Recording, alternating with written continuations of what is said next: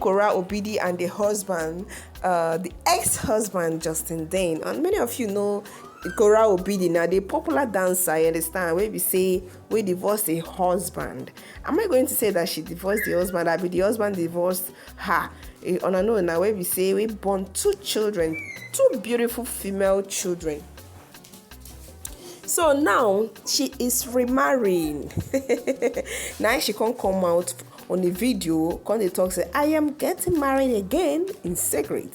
Say, I don't want anything social media.